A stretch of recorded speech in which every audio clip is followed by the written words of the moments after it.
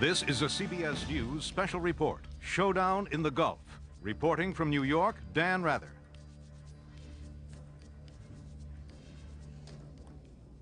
No decision that any president has to make is of greater consequence than the decision to go to war. President Bush has made it in regards to Iraq's invasion, occupation, and rape of Kuwait. And at this hour, the full force of United States air power, insofar as we can determine, is being directed at Iraq and at Iraqi forces in Kuwait with the goal to drive Iraqi forces out of Kuwait. They entered on August 2nd and in a quick blitzkrieg strike conquered the country at that time. So far as can be confirmed, there are no reports of any ground force action in the war thus far. The plan was, and insofar as can be made out, is being carried out, to have the air war go for time enough to get air superiority, to knock out the enemy's offensive capabilities, and then possibly go to ground war. We go now to the White House, the Oval Office, and the President of the United States. 2, 1. Just 2 hours ago, Allied air forces began an attack on military targets in Iraq and Kuwait. These attacks continue as I speak. Ground forces are not engaged. This conflict started August 2nd when the dictator of Iraq invaded a small and helpless neighbor. Kuwait, a member of the Arab League and a member of the United Nations, was crushed, its people brutalized. 5 months ago, Saddam Hussein started this cruel war against Kuwait. Tonight, the battle has been joined. This military action, taken in accord with United Nations resolutions and with the consent of the United States Congress, follows months of constant and virtually endless diplomatic activity on the part of the United Nations, the United States, and many, many other countries. Arab leaders sought what became known as an Arab solution, only to conclude that Saddam Hussein was unwilling to leave Kuwait. Others traveled to Baghdad in a variety of efforts to restore peace and justice. Our Secretary of State, James Baker, held an historic meeting in Geneva, only to be totally rebuffed. This past weekend, in a last-ditch effort, the Secretary General of the United Nations went to the Middle East with peace in his heart, his second such mission, and he came back from Baghdad with no progress at all in getting Saddam Hussein to withdraw from Kuwait.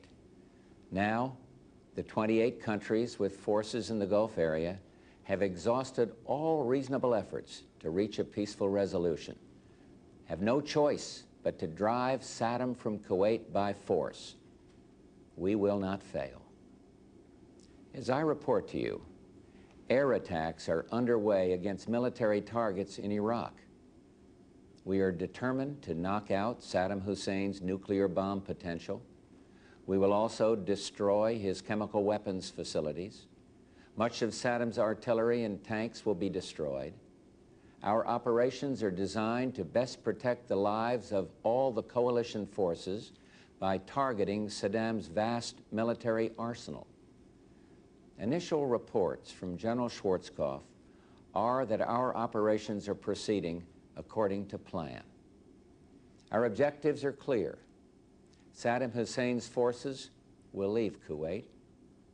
The legitimate government of Kuwait will be restored to its rightful place, and Kuwait will once again be free. Iraq will eventually comply with all relevant United Nations resolutions, and then, when peace is restored, it is our hope that Iraq will live as a peaceful and cooperative member of the family of nations, thus enhancing the security and stability of the Gulf. Some may ask, why act now? Why not wait? The answer is clear. The world could wait no longer. Sanctions, though having some effect, showed no signs of accomplishing their objective. Sanctions were tried for well over 5 months, and we and our allies concluded that sanctions alone would not force Saddam from Kuwait. While the world waited, Saddam Hussein systematically raped, pillaged, and plundered a tiny nation, no threat to his own. He subjected the people of Kuwait to unspeakable atrocities, and among those maimed and murdered, innocent children. While the world waited, Saddam sought to add to the chemical weapons arsenal he now possesses an infinitely more dangerous weapon of mass destruction, a nuclear weapon. And while the world waited, while the world talked peace and withdrawal, Saddam Hussein dug in and moved massive forces into Kuwait. While the world waited, while Saddam stalled, more damage was being done to the fragile economies of the Third World, the emerging democracies of Eastern Europe, to the entire world, including to our own economy. The United States, together with the United Nations, exhausted every means at our disposal to bring this crisis to a peaceful end. However, Saddam clearly felt that by stalling and threatening and defying the United Nations, he could weaken the forces arrayed against him. While the world waited, Saddam Hussein met every overture of peace with open contempt. While the world prayed for peace, Saddam prepared for war. I had hoped that when the United States Congress, in historic debate, took its resolute action, Saddam would realize he could not prevail and would move out of Kuwait in accord with the United Nations resolutions. He did not do that. Instead, he remained intransigent, certain that time was on his side. Saddam was warned over and over again to comply with the will of the United Nations, leave Kuwait or be driven out.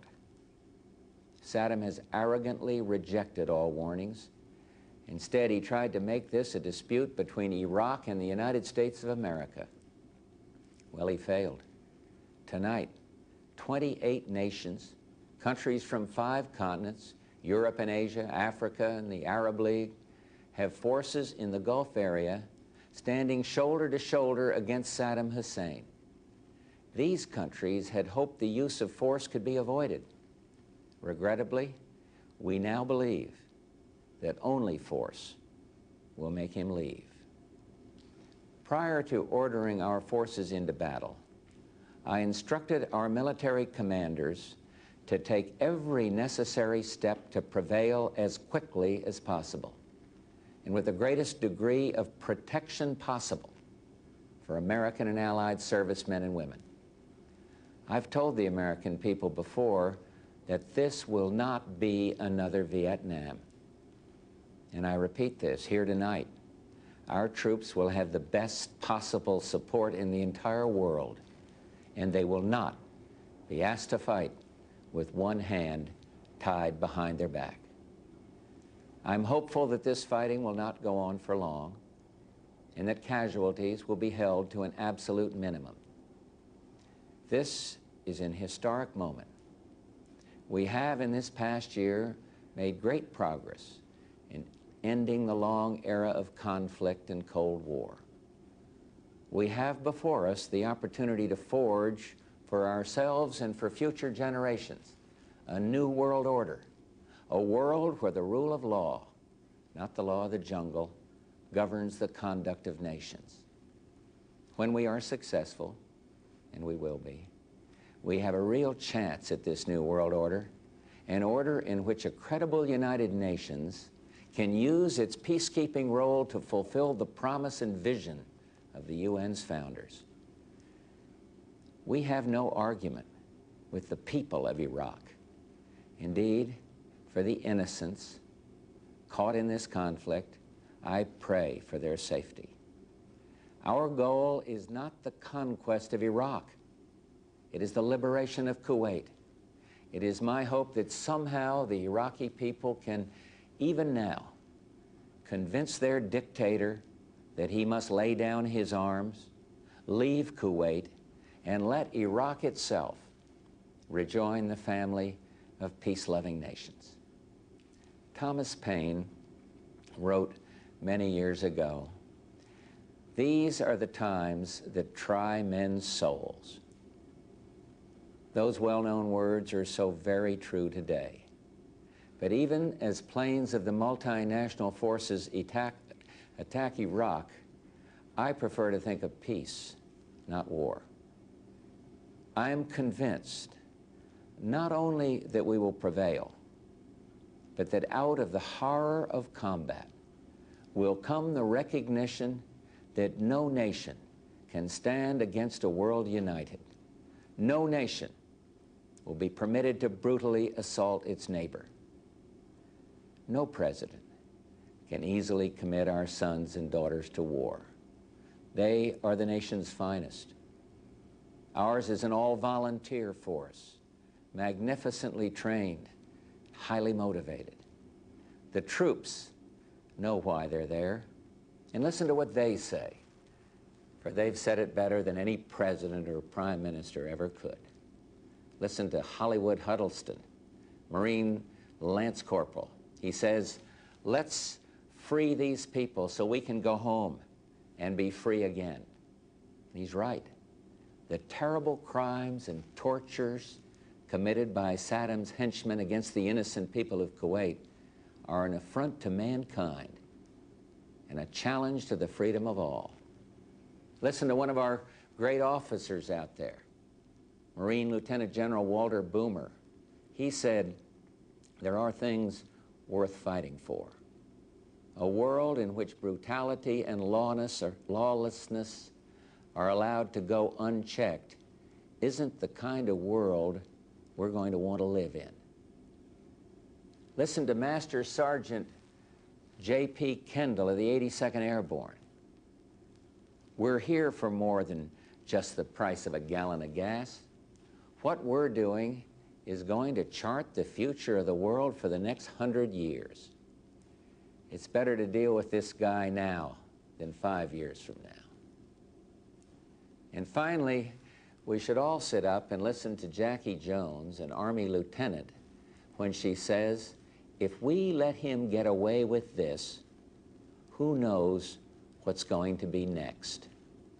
I've called upon Hollywood and Walter and JP and Jackie and all their courageous comrades in arms to do what must be done.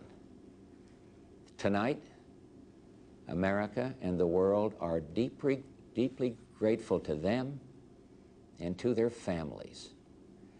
And let me say to everyone listening or watching tonight, when the troops we've sent in finish their work, I'm determined to bring them home as soon as possible. Tonight, as our forces fight, they and their families are in our prayers. May God bless each and every one of them and the coalition forces at our side in the Gulf, and may He continue to bless our nation, the United States of America.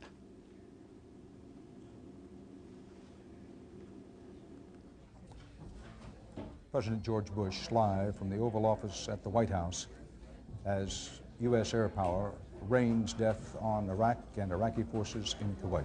We go to CBS News White House correspondent Leslie Stahl. Leslie? And President Bush conveying the sense of calm his aides have been talking about over the last few days.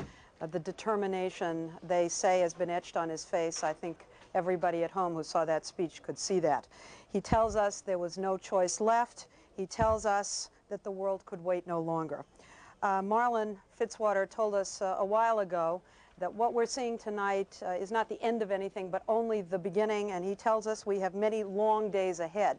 The President tells us for the first time that this war operation is aimed at knocking out Saddam Hussein's nuclear potential, his chemical facilities. They're going to destroy tanks. In a word, as the President said, we have targeted Saddam Hussein's vast military arsenal.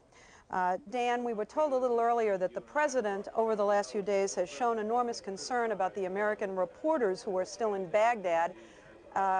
Last week, he asked Marlon Fitzwater to send out the word that they should leave Baghdad as of a week ago. Apparently, on Monday again, he asked Marlin to notify news organizations to tell American reporters to leave Baghdad. I'm told Marlin Fitzwater called news executives again today and said that if reporters there can't fly out, could they please drive out. The president very worried about Americans still left in Baghdad. In his speech, the president said that he is hoping to bring stability to the Persian Gulf area. As you know, Dan, there's been a lot of concern that this could create a backlash in the Arab world. Nothing about that in the president's speech. Once again, the president reporting to the country about the war that started tonight at 7 p.m. Eastern Time. Dan? Leslie Stahl, thanks.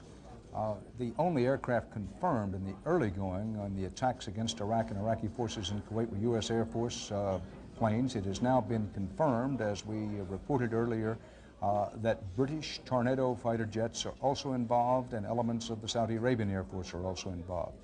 For analysis and comment on President Bush's speech, we go to CBS News correspondent Walter Cronkite.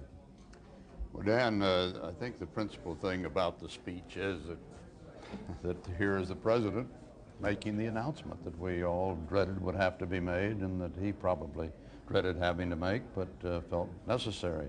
I think the question now is, of course, how unified the country may be. You and Charles Carroll were talking about that just a little while ago. Certainly the polls don't indicate that he's going into this war with anything like the unanimity of public opinion that we'd always understood the United States government, and particularly its military, would demand after the Vietnam experience before it committed to another action. He doesn't have that at all. I think there's one thing to remember. Probably the reaction of those who are opposed to this war is going to grow even stronger as the days go on and the casualties mount, unless by some miracle it is a terribly quick war. But as that happens, I think we all ought to keep in mind and hope that we do not have an increased division of Americans with the ugly charges that one side or the other is unpatriotic. Those who will resist this war, even as those who support the war, are patriotic in their own lights. Those who resist the war, well, perhaps there's a very small fringe group that wishes America itself ill, but I don't think that's very many. Most of those people marching out there and screaming out there and hollering out there are those who really sincerely believe that America's best course is not to be in that war. And even as that mother we saw in Charleston, South Carolina, wept over her despair that her two close kin are there in the war and that she doesn't want this war, there are many, many others, hundreds and thousands of others who will be opposed to this war, who are just as convinced that their side is the patriotic side. And we can't assume that one side or the other has a lock on patriotism. Charles Carroll has been watching the reaction as the war unfolds, watching it north and south. Charles? We were talking about those towns where soldiers come from, Dan. And one of those is Fayetteville, North Carolina, home of the 82nd Airborne, Fort Bragg. Those troopers are over there, and sooner or later, no doubt, they're going to have to go into action to expel Iraq from Kuwait. We have some early reaction from Fort Bragg from just a little while ago. You're scared for him? Yeah, I got somebody over there. Yeah, I'm scared for him. Husband, boyfriend? Best friend. I've got 2 children. I know they're scared. I wish I was at home with them now. You just scared. Don't know what's going to happen next. I'm scared. He's been there how long?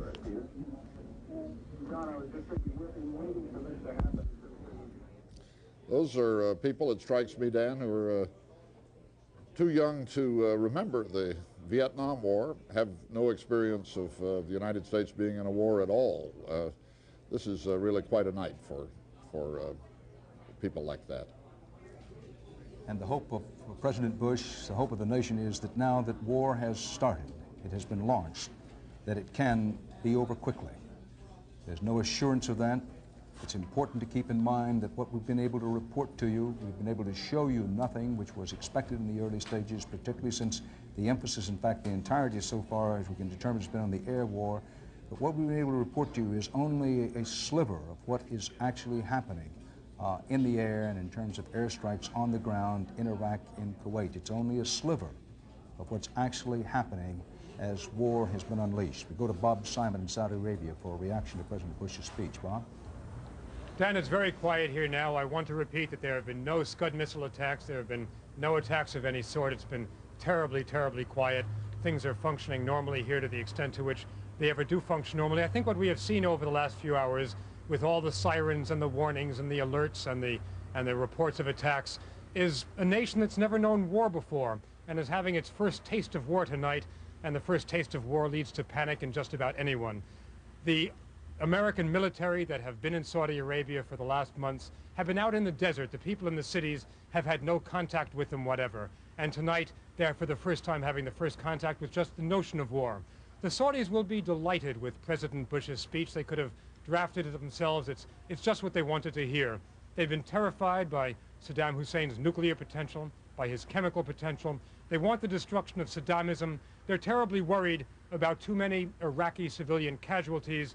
They will be very reassured at President Bush's word that these will be avoided to the extent possible. The Saudis have always made the distinction that they need Saddamism destroyed, they need his destructive potential destroyed. They do not want Iraq destroyed. They don't want it demolished, they just want the power of Iraq diminished. If the Americans went too far in this venture and demolished the Iraqi army, the Saudis would be as afraid of the Iranians as they were during the long Iran-Iraq war. They would be terrified of the Israelis. The Saudis want a strong Iraq without Saddam. That's what President Bush seemed to be indicating tonight. They'll like that speech. Dan?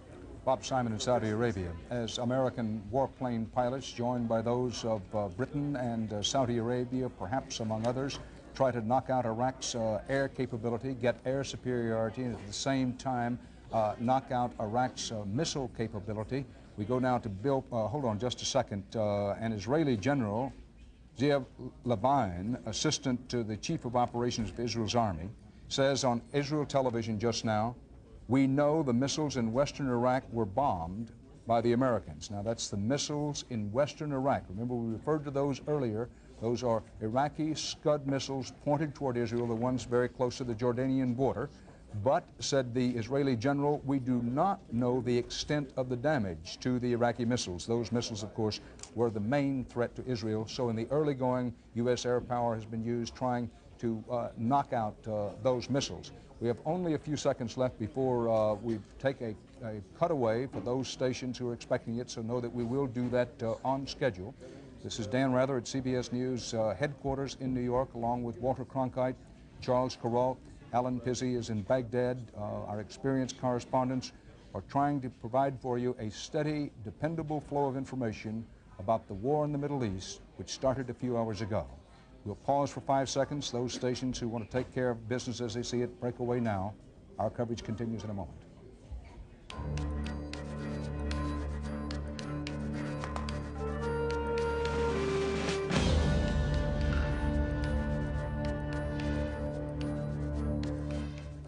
Dan Rather at CBS News headquarters in New York with Walter Cronkite, Charles Carrault, Ed Bradley, and others. A Baghdad resident has telephoned a friend in Amman, Jordan, about 1 hour ago and said that the raiding U.S. warplanes hit the area around the Rashid Hotel in the heart of the Iraqi capital. Now, drawing on our experience recently, including a few days ago in Baghdad, remind that the Rashid Hotel, perhaps the best hotel in Baghdad, a city not particularly noted for good hotels, very near there is the Presidential Palace. The Presidential Palace along the ancient Tigris River, where our CBS News interview with Saddam Hussein took place, was always considered a prime area for U.S. air attacks, particularly the area right around the palace. When you're in Baghdad, one could see the anti-aircraft batteries on top of the palace itself. The caller from Baghdad described the sky over the city as, quote, black smoke. Now that would seem to confirm that earlier Baghdad radio report that wave after wave of U.S. warplanes was attacking the city. In Baghdad, the eyewitness said that the bombing came as a surprise. Why that would be remains a giant question mark, why they would be surprised. But I suppose it was because, according to this eyewitness, air raid sirens sounded, quote, much later after the first bomb. So I suppose the context of that is that there were no air raid sirens, that the U.S. warplanes came, began their attack, and then the air raid sirens sounded. Clearly, the air war is much more extensive over Iraq and over Kuwait than we can possibly convey with no pictures of it. That's the way it is in the early stages of war, and has been. There's been a lot of talk about television technology, but here in the early hours, we have no pictures. We have very little information. We can't emphasize too much that our information is sketchy. We've said time and again, and we say again now for emphasis, that when first information comes in, you later find out that some of it was either inaccurate or was not as full and complete as you would like it to be. But it is clear that a massive effort is being made to gain air superiority over Iraq and over Kuwait in a matter of hours, if that's possible, days at the most, and to suppress all, knock out all Iraqi missiles, with particular emphasis paid to those Scud missiles closest to Israel. We go now to Bill Plant of the State Department, who's been monitoring the reaction of allies. Bill? Well, Dan, the Secretary of State has spent the evening here at the State Department. He's been on the phone. We know that. We don't know exactly to which of the allies he's spoken. But let me tell you that there is a school of thought here, much discussed in recent days, that Saddam Hussein might be willing to take the initial hit, the one that we're seeing going on tonight, and then sue for peace in yet another attempt to break off the allies from the United States. So they're very alert to that. That raises the possibility that diplomacy will come into this even while the war is going on. Bill, excuse me for one moment. I don't like to break into your report, but Dateline Washington, there is a report so far unconfirmed that 5 Iraqi Scud missiles, those are the Soviet-designed missiles, the best the Iraqis have, 5 have been fired on Saudi Arabia. That doesn't mean that they've reached Saudi Arabia. The BBC, for one, says that the Scud weapon, here's the description of it, it's the Iraqis' best, that 5 of them have been fired on Saudi Arabia. Remember that the Patriot defense system, which is ground-to-air, United States, is designed to protect Saudi Arabia, and U.S. forces and others there against the Scuds are in place. The French embassy in Riyadh, the capital of Saudi Arabia, confirms that at least 1 Scud missile has been fired from Iraq toward Saudi Arabia. But under the heading of what we don't know, we do not know whether the Scud missile or missiles that the Iraqis have fired toward Saudi Arabia ever reached Saudi Arabia. And if they did reach Saudi Arabia, we do not know whether the missile or missiles ever got to the ground, keeping in mind they could have come over Saudi Arabia and been knocked out of the sky by U.S. warplanes, many of which are equipped to do just that, or knocked out by the ground-to-air missilery. But it gives you an idea. Just stop and think for a moment. Let's pause for a few seconds here. The United States of America at war in the Middle East. Next graph. So far, an air war. Apparently a tremendous air war, a tremendous air offensive by the United States and at least some of its allies. We know the British and Saudi Arabian air forces are also up. This effort designed to knock out the Iraqis' capability of any offensive in the air, either by manned aircraft or by missiles, or even their Scuds. And that's where we stand at this moment. President Bush has addressed the nation, explained the reasons for going to war as he sees them. As we mentioned earlier before, the president feels that it's very important for people to understand that he found himself with no viable alternative to going to war once Saddam Hussein invaded Kuwait, savaged Kuwait in the process, and repeatedly refused to move out. So now, Dick Cheney, Richard Cheney, former congressman from Arizona, who is now the civilian in charge of the United States Defense Department. In our United States system, civilians command the military. Sometimes you don't remind ourselves what a new and unusual thing that is in history, because we've always had it for our 200-year-plus history, but in the whole sweep of history, how unusual it is to have military people commanded by civilian authorities. Richard Cheney, the civilian Secretary of Defense of the United States, will be appearing at the Pentagon in about, well, maybe less than a minute, to give the first official briefing of what has happened. Now, this will be the official version of the war, and it is no disrespect to the Secretary of Defense or to anyone else to point out that generally that the first, particularly the first official statements, view about the war, rarely match with precision what actually happened. And part of the reason is that even for those in officialdom, it is sometimes difficult, if not impossible, to find out actually what has been happening. But as part of our CBS News live and continuing coverage of the United States at war in the Middle East, we go now to the Secretary of Defense at the Defense Department in Washington.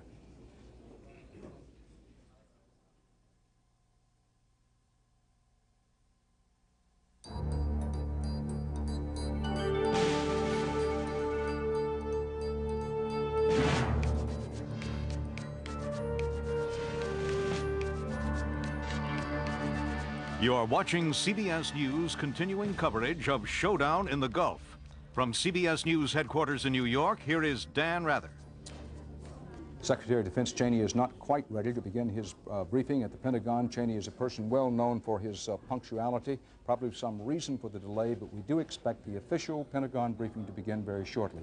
In the meantime, let's go to our CBS News consultant on Middle Eastern affairs. Well, we're going to Fuad Ajami to talk about the consequences of the war, but that won't be possible now. Here, the Secretary of Defense, and at the Secretary of Defense left is Colin Powell, the chairman of the U.S. Military Joint Chiefs, so we'll have this Defense Department briefing. Chairman of the Joint Chiefs of Staff.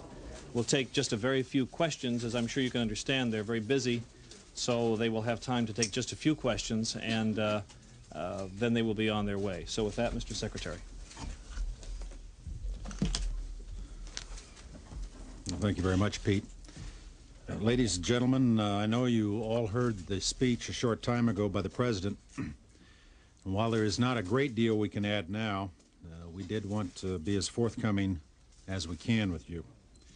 At 7 o'clock tonight, as you all know by now, Eastern Time, 3 o'clock Thursday morning in the Gulf, the Armed Forces of the United States began an operation at the direction of the President to force Saddam Hussein to withdraw his troops from Kuwait and to end his occupation of that country. At the direction of the President, I signed the execute order yesterday afternoon to undertake this operation, subject to certain conditions. It was to begin only after we'd met the terms of the resolution passed last Saturday by the Congress. Those conditions have been complied with and proper notice has been given as required. And the operation was not to take place if there had been any last-minute diplomatic breakthroughs. The operation underway tonight, taking place in the pre-dawn darkness of the Persian Gulf, involves Allied air forces of 4 nations: the United States, the United Kingdom, Saudi Arabia, and Kuwait. As they undertake their missions, they do so after months of careful planning. At the direction of the President, great care has been taken to focus on military targets, to minimize U.S. casualties,